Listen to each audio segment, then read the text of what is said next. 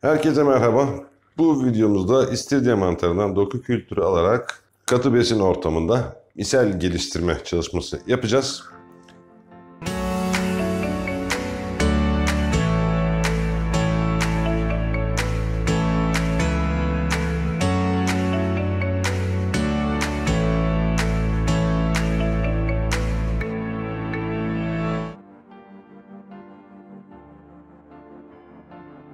Keskin bir bıçakla aldığımız doku parçasını bu görmüş olduğunuz petri kaplarındaki katı besin ortamına koyacağız ve misel geliştireceğiz.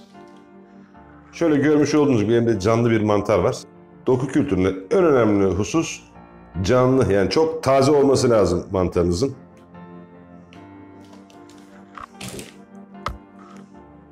Örneğiniz ne kadar taze olursa başarılı olma ihtimaliniz o kadar yüksek olur. Önce çalışma yapacağımız ortamı ve malzemelerimizi alkolle temizlememiz gerekiyor. Burada kullandığım benim izopropil alkol. Peçeteye izopropil alkol sıkıyorum. Ve doku kültürü alacağım mantarın şöyle hani dış yüzeyini, elimin değme ihtimali olan her yeri siliyorum. Kullanacağım bıçağı da önce bir alkolle şöyle bir temizliyorum.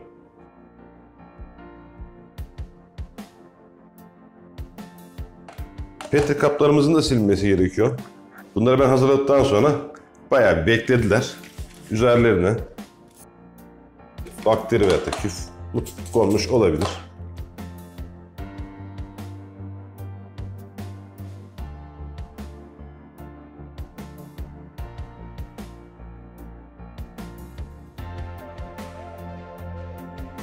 Genel temizliğimizi yaptık.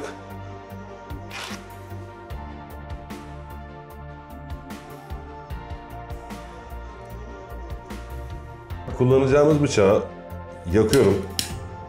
Metali kızarana kadar yakıyorum.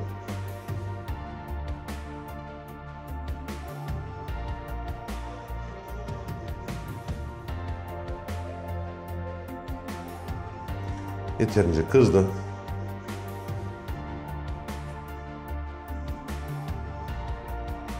Mantarı ortadan ikiye ayırıyorum.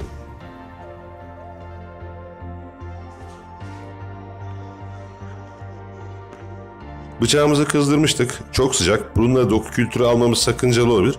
Bu yüzden önce bunu petri kabındaki katı kültür ortamına bastırarak soğutuyorum arkadaşlar.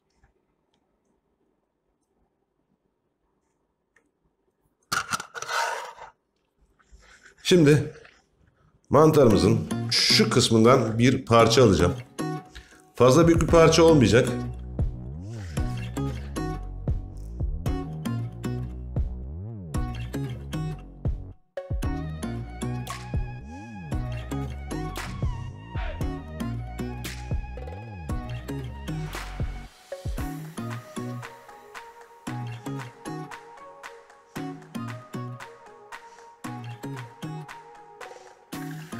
Şöyle bir parça aldım.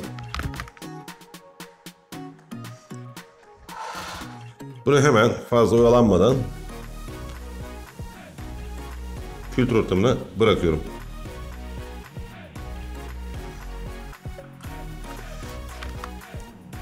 Bütün işlem aslında bu kadar arkadaşlar. Şimdi petri kabımızın etrafını bir folyo ile kapatmamız lazım. Hem içindeki nemi koruyacağız, hem de kenarlarından bunun içine herhangi bir küf, sporu, bakteri girmesini engelleyeceğiz.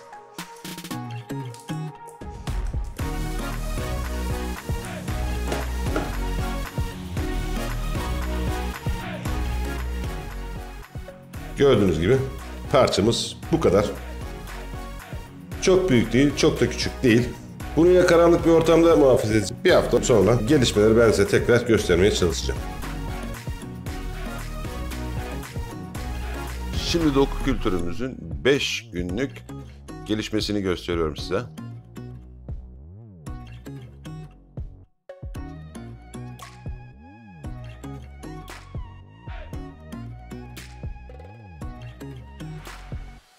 Şimdi gördüğünüz ise doku kültürümüzün birinci gün sonunda geldiği durum. Bu da 5. günde gösterdiği gelişme. 6 gün sonra petri kabımızın geldiği durum bu. Yaklaşık 15 gün sonra bu kabımız tamamen beyazlayacak. Burada daha önce yaptığım örnekler var. Bakın mesela komple beyazlamış bir şekilde. Bu kuzu göbeği mantarı misali arkadaşlar. Şu da gördüğünüz gibi kuzu göbeği. Burada gördüğünüz gibi beyaz şapkalı kültür mantarı. Dok kültüründen almıştık. Hatta bunun videosu da var zaten. Şu gördüğünüz shiitake mantarı.